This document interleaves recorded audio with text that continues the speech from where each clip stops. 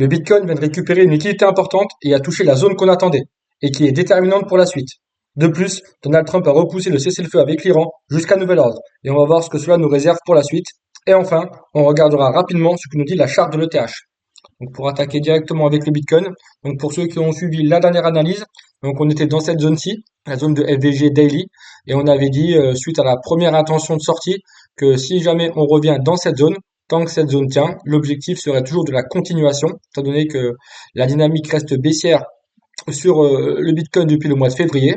Et on avait comme target cible depuis déjà plusieurs jours la prise de preview monthly high qui correspond en fait au plus haut de février. Donc c'était le target de cette cause-là. Étant donné que la dynamique haussière a toujours été respectée donc depuis le haut de février. Donc je vous montre rapidement. Donc ici on avait cette première impulsion, une correction, une deuxième impulsion plus forte. Et ensuite, fin de trimestre 1, on est venu chercher les liquidités importantes, ce qui a permis au trimestre 2 de se retourner et de repartir sur un élan haussier.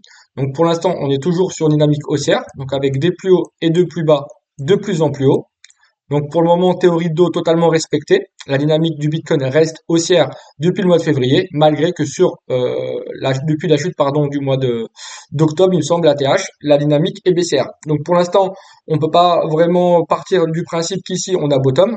Ça peut être seulement un rallye automatique suite au breaker et qu'on est sûrement actuellement que dans une phase de retracement. Mais pour l'instant, la dynamique reste haussière, donc on peut pas actuellement se positionner en short, étant donné qu'ici, déjà, beaucoup de gens avaient shorté le marché, donc en pensant que le Bitcoin allait partir très bas, et c'est souvent comme ça que le marché fait un contre-pied. On est seulement venu chercher des liquidités, on a eu ici un breaker et un retournement pour pouvoir faire de la continuation. Très important, donc on a atteint la zone idéale qu'on attendait, donc le FVG Monthly. Donc ici, c'est une grosse zone bearish, une grosse zone vendeuse. Et ici, il faudra faire très très très très attention. On a déjà eu une première réaction sur la prise du preview monthly high, ce qui est normal, car c'est un haut où on peut voir ici plusieurs hauts au même niveau. Donc on avait un EQH, un equal high, donc c'est plusieurs highs au même niveau. Donc ici, on avait pas mal de stop loss qui s'accumulaient. Donc il y avait beaucoup de gens qui shortaient ici, et ont mis ici un SL, parce que c'était un niveau de résistance. Et on sait très bien que souvent, ces niveaux de résistance, surtout quand on a plusieurs highs au même niveau, le marché aime bien aller les récupérer. Donc on peut voir qu'on a une première réaction. Donc ça, souvent, c'est algorithmé, hein. C'est les algos ici qui encaissent, parce qu'ici, ils ont de la contrepartie. Maintenant, c'est pas parce qu'ici, on a eu un premier encaissement et qu'on est intervenu dans la zone que le Bitcoin va forcément ici se retourner et chuter rapidement. Non, bien évidemment que non. Il faut qu'on ait une structure et une cause de retournement. Pour l'instant, même si on prend le rallye d'avril, donc dans tous les cas, la dynamique actuellement, elle est haussière. On peut voir qu'à chaque fois qu'on a une zone buyer, les acheteurs interviennent et le prix continue de pousser. D'ailleurs, petite précision, j'ai vu qu'ici, on avait quand même pas mal de stablecoins qui avaient été imprimés. Donc souvent, c'est un signal qu'on a quand même une importance d'opérateurs qui veulent rentrer dans le marché. J'ai vu aussi qu'on a eu les ETF spot qui sont repassés positifs avec quand même pas mal de jours où on était positif, donc avec pas mal d'entrants. Donc actuellement, on a quand même des achats spot, on a quand même de la demande, ce qui est normal étant donné qu'ici on a réintégré la structure du breaker, donc celle-ci. Là, je suis en weekly, celle-ci. Ça, c'était le breaker qu'on avait eu weekly avec la cassure ici des 74 000 $. Et le fait qu'ici on est réintégré et qu'on tente une réintégration, on y a beaucoup d'opérateurs qui vont essayer de se positionner en pensant qu'ici on va aller chercher des nouveaux plus hauts. Donc ils ont peut-être raison. Personnellement, c'est pas mon plan. Enfin, c'est pas le plan que je privilégie. Pour ceux qui ont suivi, donc on privilégie déjà cette zone-là, donc la première zone. Ici, c'était le target minimum du breaker avec la réintégration ici. Donc ça s'est validé, il me semble, au mois de février ou mars. Et on avait dit que tant qu'on est ici, si jamais il y a un rejet, on peut aller chercher des plus bas, mais que tant que les 60 000 tiennent, la dynamique reste haussière et qu'on peut rester ici encore plusieurs semaines, plusieurs mois. Donc là, on peut voir que ça fait déjà 3 mois maintenant, à quelques jours près qu'on est dans cette zone, sans oublier qu'ici, on est dans une zone de demande de 10 mois, ici, et c'est une zone où il y a beaucoup de liquidités. Donc ça veut dire qu'ici, on peut rester encore plusieurs semaines, plusieurs mois. C'est ce que j'avais expliqué au mois de mars, que rien ne nous empêche ici de se balader encore pendant des mois. Et je sais qu'ici, beaucoup de gens vont se mettre aussi bien à shorter qu'à acheter, et ça risque d'être destructeur pour les wallets.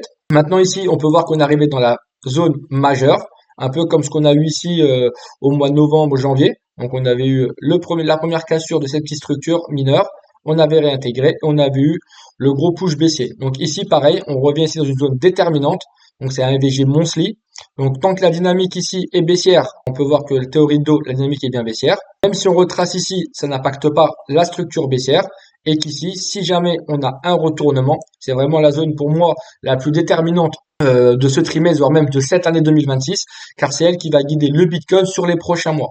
Si ici on a un retournement, attendez-vous à ce qu'on vienne chercher ici tous les lots en attente et qu'on vienne minimum sous les 60 000 dollars avec, on peut voir ici de nombreuses liquidités mensuelles qu'on peut venir récupérer, comme celle des 58 900, celle des 52 600 et idéalement, je dis bien idéalement, celle des 49 350. Maintenant, personnellement, je suis pas devin, je sais pas si on va aller chercher toutes ces liquidités. Est-ce que ici le Bitcoin a bottom? Je ne sais pas.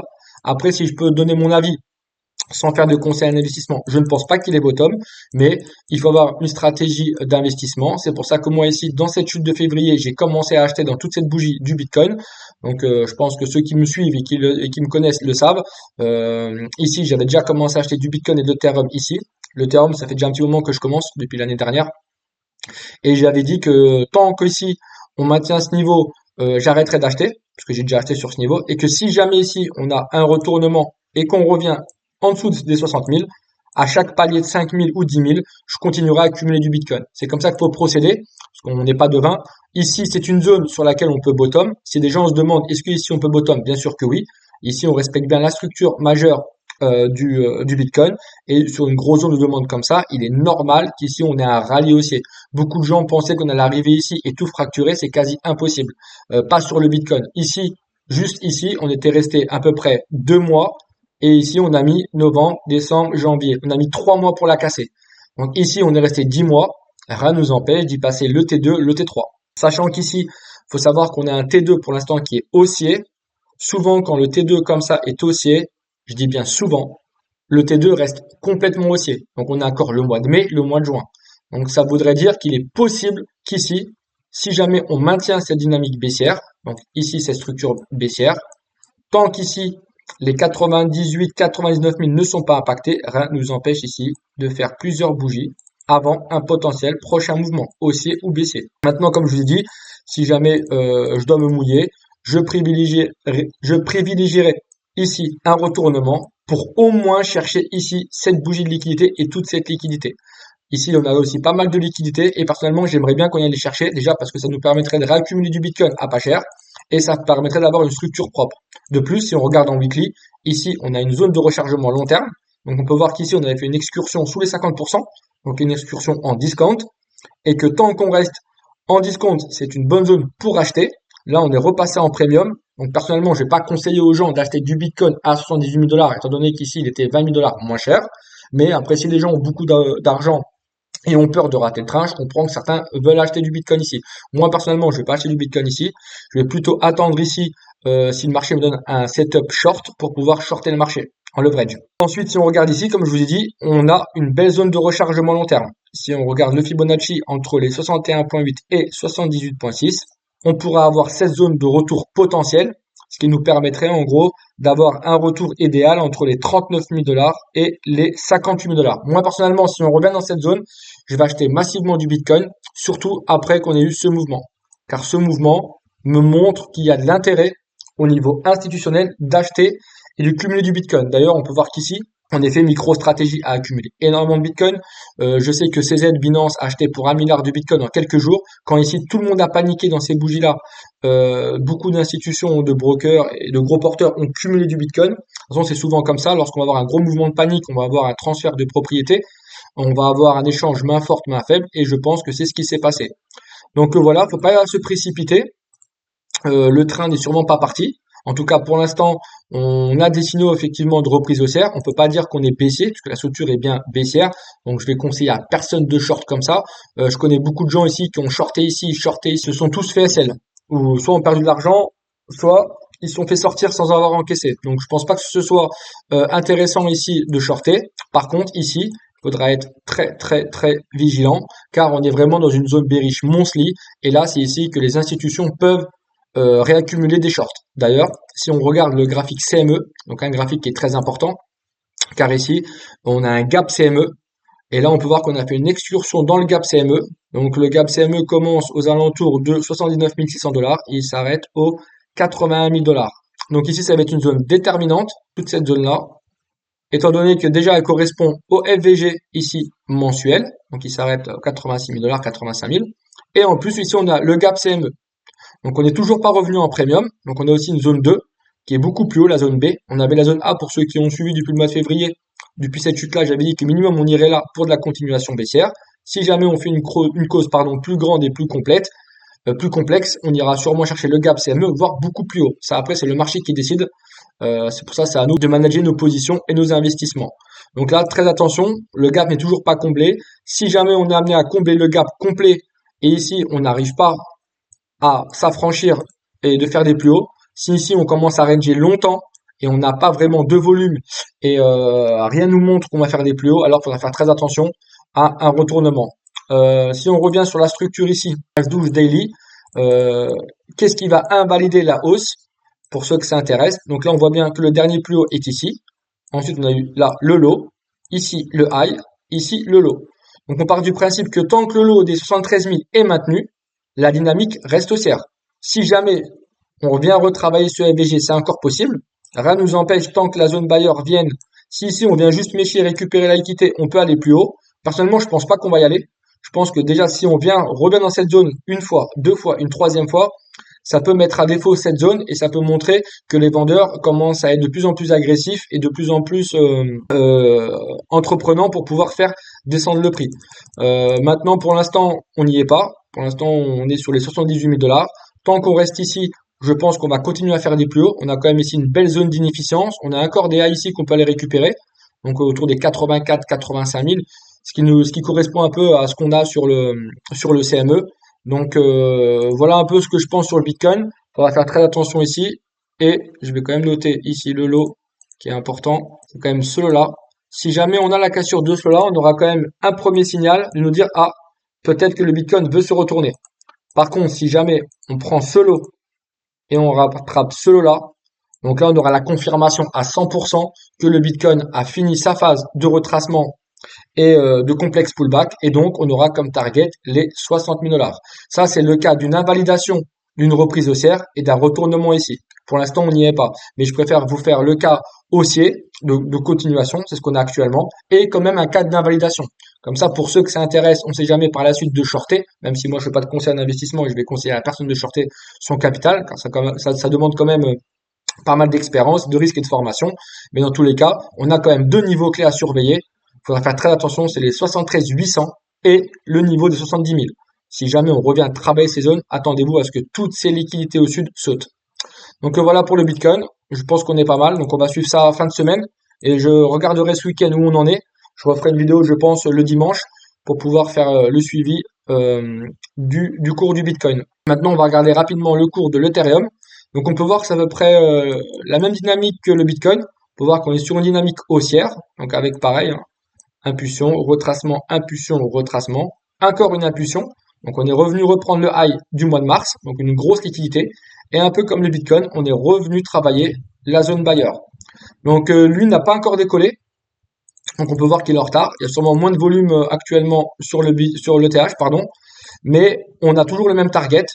Pour ceux qui suivent mes analyses régulières, parce que je fais régulièrement des shorts, pour ceux qui ne sont pas au courant, je fais du suivi quasi intraday, avec des shorts sur l'Ethereum, le Bitcoin, plein de gros actifs, hein, le BNB, le Aave, je fais un peu de tout.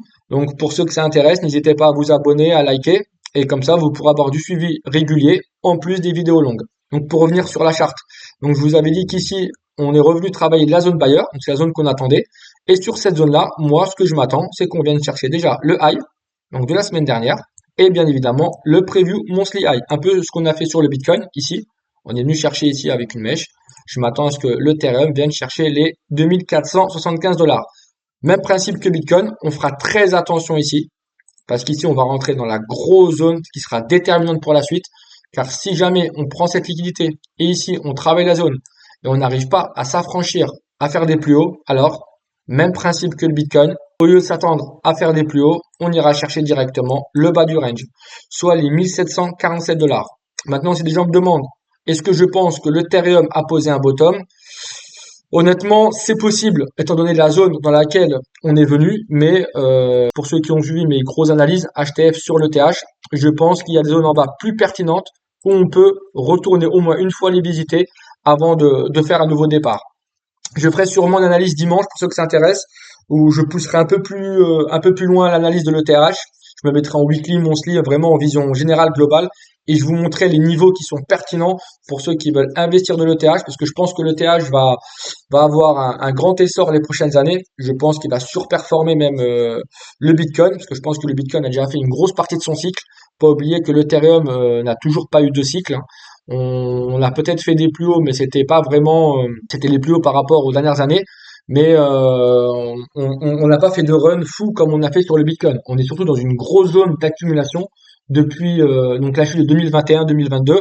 Et je pense que ceux qui vont investir dans le Bitcoin en 2026 vont avoir de futurs gros profits.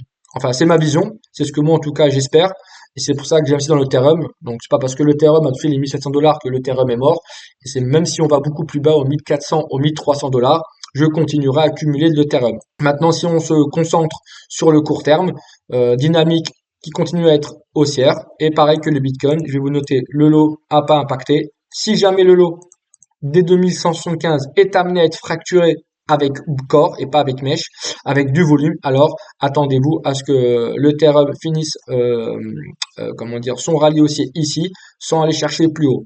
Honnêtement, je pense que c'est pas normal qu'on s'arrête là. Je pense qu'il y a plus de probabilité qu'on s'arrête ici qu'on s'arrête ici. Maintenant, c'est le marché qui décide. Là, actuellement, on a une tentative de reprise haussière. Si on tient ici, on peut monter. Maintenant, rien ne nous empêche de faire une phase en 3 temps, avec ici une vague A, ici une B, tac, tac, tac, revenir encore ici, chercher de la liquidité avant une continuation. Donc voilà, voilà pour le TH. Donc j'espère que vous avez aimé. Pensez à liker. Pour ceux qui ne sont pas abonnés, abonnez-vous. Comme ça, vous aurez du suivi régulier, j'espère, de qualité.